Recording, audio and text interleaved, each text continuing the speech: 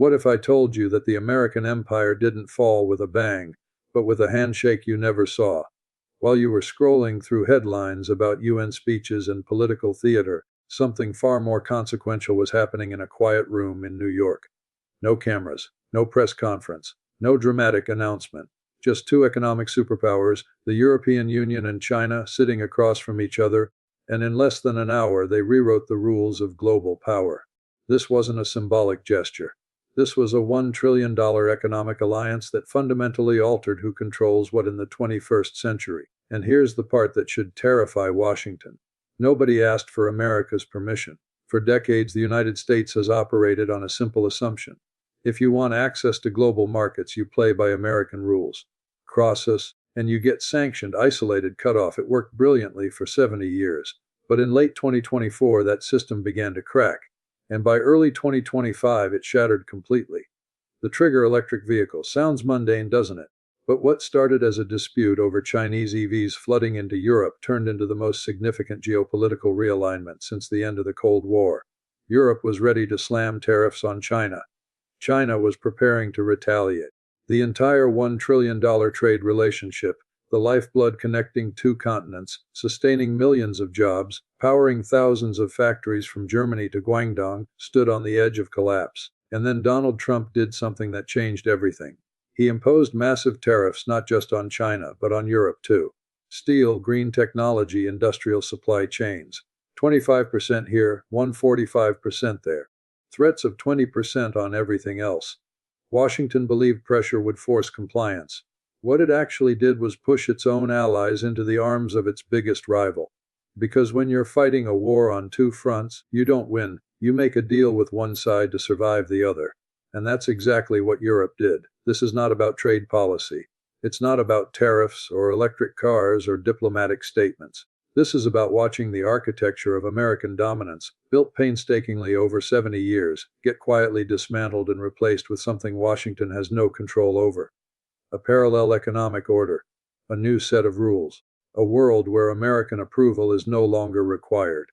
And if you think this doesn't affect you, think again.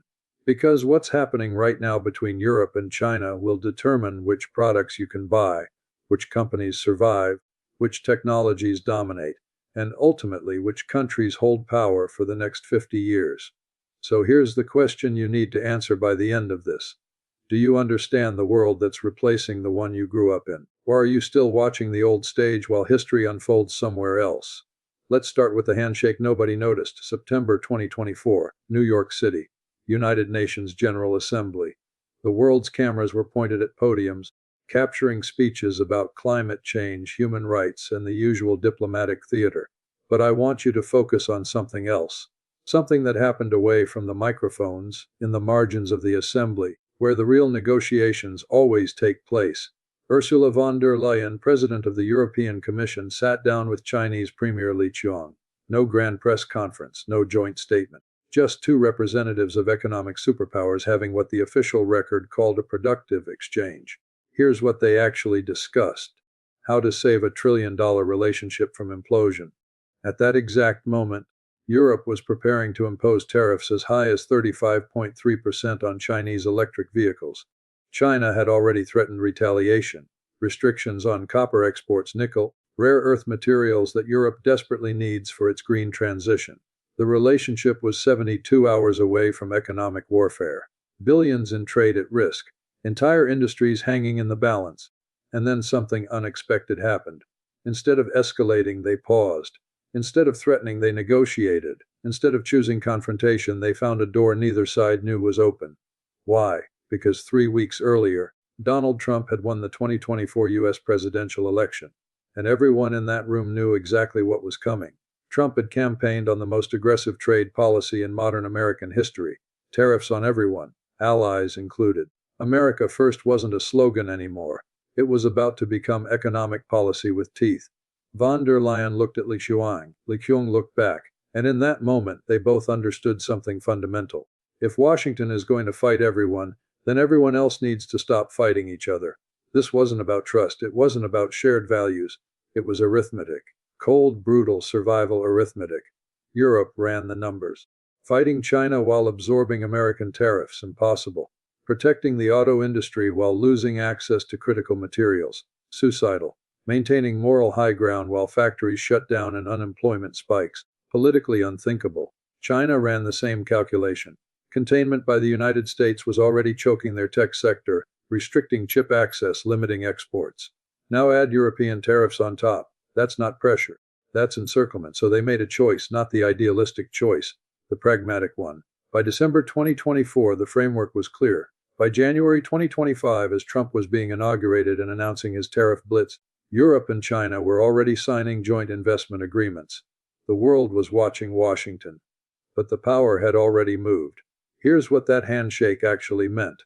The end of the assumption that all roads lead through America. For 70 years, global commerce operated on a simple principle.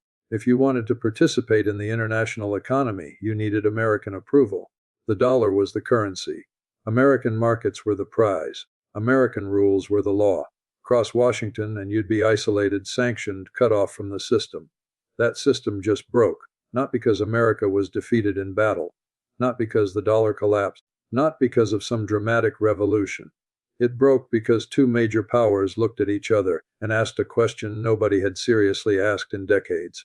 What if we just don't ask permission? And the answer turned out to be shockingly simple. You don't need permission. You just need a partner big enough to make it work. The European Union.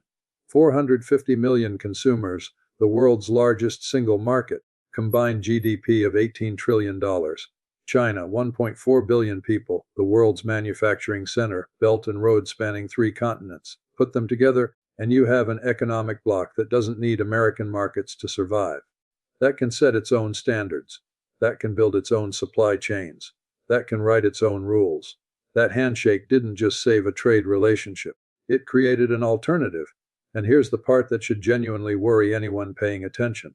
This wasn't a rebellion. It was a quiet exit. Europe didn't denounce the United States. China didn't declare victory over the West. There were no angry statements, no dramatic confrontations, no Cold War-style speeches. Just two economic giants calmly deciding that the old system no longer served their interests and building a new one. The White House didn't even notice until it was too late, because they were too busy watching the front door while Europe and China were leaving through the back. So let me ask you something. When was the last time you saw a shift in global power that didn't announce itself? That didn't come with tanks or treaties or televised summits. This is what modern geopolitical change looks like. It's quiet, it's technical, it's buried in trade agreements and investment frameworks and joint venture announcements that most people scroll past without a second thought. But make no mistake, this handshake will be in history books, not because of what was said, but because of what it made possible. And what it made possible was a world where American dominance is optional. Now here's what you need to understand about what happened next. That handshake in New York was just the agreement to negotiate. The real question was negotiate what? What could possibly be valuable enough to bridge 70 years of mistrust, completely different political systems and deep ideological divides? The answer was staring everyone in the face. It had 4 wheels, a battery pack, and it was about to reshape the entire global economy. But before we get to that, you need to understand just how much money we're actually talking about. Because $1 trillion isn't just a number. It's the reason this alliance became inevitable. Let me put $1 trillion in perspective for you. That's not the GDP of a small country. That's not a theoretical economic model. That's the actual annual value of goods, services, technology, and capital flowing between Europe and China right now. Every single year. $1 trillion means 3.9 million jobs in Germany alone depend on trade with China. It means that 1 out of every 3 cars Volkswagen sells goes to Chinese customers. It means BASF, Europe's largest chemical company, generates 25% of its revenue from Chinese markets. It means French luxury brands, Louis Vuitton, Hermes, Dyer, would collapse without Chinese consumers. From the other direction, it means China imports $230 billion worth of European machinery, aircraft, and industrial equipment annually. It means Airbus has outsold Boeing in China for 7 straight years. It means German precision engineering tools run in factories from Shanghai to Chengdu. This isn't trade, this is integration. This is 2 economies so deeply intertwined that pulling them apart would require surgery, the kind that kills the patient. And in October 2024, that's exactly what was about to happen. The trigger was electric vehicles, but the crisis went far deeper. Let me walk you through how close this entire system came to catastrophic failure. By mid-2024, Chinese electric vehicle manufacturers had achieved something that terrified European automakers. They had become genuinely competitive, not just on price, on quality, range, technology, design. BYD's Seal sedan was outselling Tesla's Model 3 in multiple European markets. The Neo ET7 matched Mercedes on luxury. Xpeng's G9 offered autonomous driving features European cars couldn't touch, and they were doing it at prices 30 to 40% lower than European equivalents. A BYD Dolphin, fully electric, 265-mile range, modern interior was selling for €32,000. The equivalent Volkswagen ID3, €45,000. European consumers loved it. European auto executives were having nightmares, because here's what those executives understood that most people didn't. This wasn't just about cars. This was about the entire foundation of European industrial power. The automotive sector employs 14.6 million people across Europe. It represents 7% of EU GDP. It's the pride of German engineering, French design, Italian craftsmanship. It is, in many ways, the last remaining symbol of European manufacturing dominance in a world increasingly made in China. And it was about to be overwhelmed. Chinese manufacturers weren't just competitive. They were scaling at a pace Europe couldn't match. In 2024 alone, China produced 9.5 million electric vehicles. Europe produced 2.3 million. Chinese battery production capacity was 68% of global supply. Europe's 8%. So Brussels did what governments always do when facing an existential industrial threat. They reached for tariffs. October 30, 2024. The European Commission announced tariffs ranging from 7.8% to 35.3% on Chinese electric vehicles. The justification was straightforward. Chinese EV makers were receiving unfair subsidies from Beijing, cheap loans, land grants, state-backed battery supplies. The tariffs would level the playing field and protect European jobs. China's response was immediate and surgical. Within 48 hours, Beijing announced it was investigating European brandy exports for unfair subsidies, a direct shot at France, one of the loudest voices pushing for EV tariffs. Then came hints of restrictions on European pork imports, targeting Germany and Spain. Then whispers about rare earth export controls, which would cripple Europe's green transition entirely. This is where the $1 trillion became a weapon. Both sides had their hands on the trigger. Europe could impose full tariffs. China could cut off critical materials. Both could survive the immediate impact, but the long-term damage, catastrophic. German automakers would lose access to their largest market. Chinese factories would lose access to European technology. Supply chains built over 20 years would fracture overnight. Joint ventures worth hundreds of billions would collapse. The entire green transition, batteries, solar panels, wind turbines, would slow to a crawl because neither side could source the materials they needed. And here's the thing about economic interdependence. It's not just about the money. It's about the impossibility of replacing it quickly. You can't just find another market for 3.9 million German jobs. You can't source elsewhere for lithium-ion batteries when China controls 85% of global processing capacity. You can't build domestic alternatives when it takes a decade to construct a single battery gigafactory. So both sides were staring at mutually assured economic destruction. And both sides knew it. That's when the calls started. Not public negotiations, private conversations. CEOs of European companies with massive Chinese exposure calling their governments. If this escalates, we're finished. Chinese manufacturers with European ambitions doing the same in Beijing. If they close the market, we've wasted 10 years of investment. And then, just as the situation seemed unsalvageable, something else happened that changed every calculation in the room. January 20th, 2025. Donald Trump was inaugurated as the 47th President of the United States. And within his first week, he announced exactly what he'd promised: tariffs. Not just on China, on everyone. 25% on steel and aluminum imports, including from Europe, a proposed 20% universal baseline tariff on all imports, and for Chinese electric vehicles specifically, 145%, not a typo. 145%. Brussels and Beijing both received the same message. Washington was no longer playing favorites. If you weren't American, you were a target. And that's when the trillion-dollar relationship stopped being a potential weapon and became a shield. European officials realized something fundamental. You cannot fight a two-front trade war. not against China and the United States simultaneously. The math doesn't work. The politics don't survive. The economy can't absorb that level of disruption, so Europe made a choice.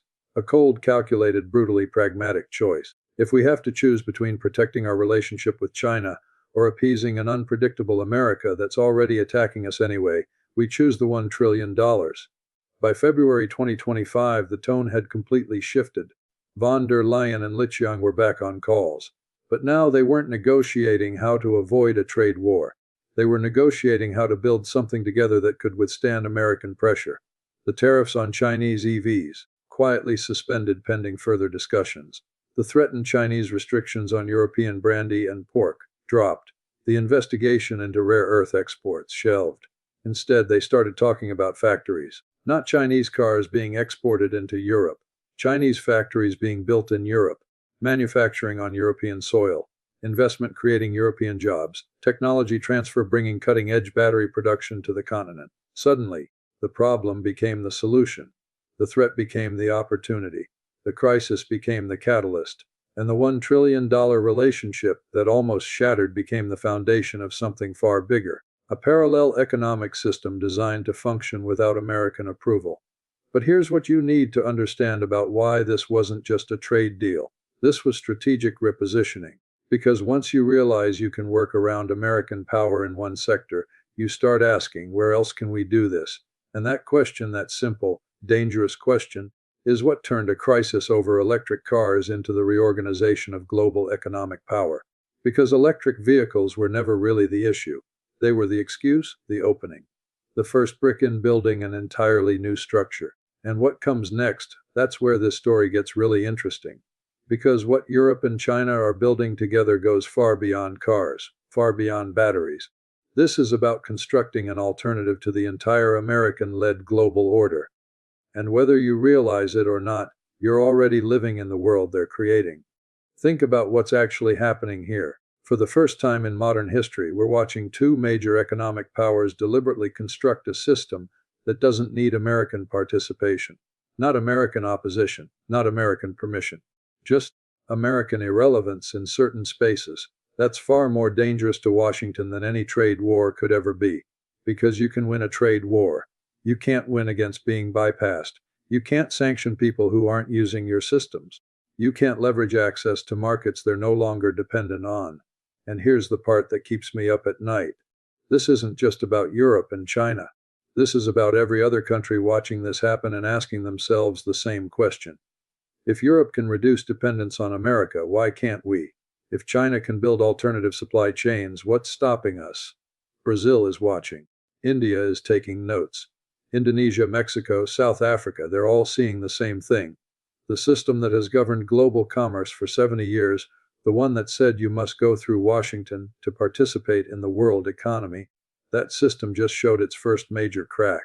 And cracks don't heal themselves. They spread. So where does this leave us? Right here, right now, watching the birth of a multipolar economic world, whether we're ready for it or not. The question isn't whether this is good or bad. The question is, are you prepared for what comes next? Because this isn't theory anymore. This is reality. And reality doesn't wait for anyone to catch up. The factories are being built as we speak. The agreements are being signed. The supply chains are being rewired. And by the time most people finally realize what has actually happened, it'll be too late to do anything but adapt to this new reality. So I'll leave you with this thought. The world you understood, the one where American power was the sun and everyone else orbited around it, that world is ending. Not tomorrow, not in some distant future. Right now, today. And the only question that matters is whether you see it happening or you're still looking the other way.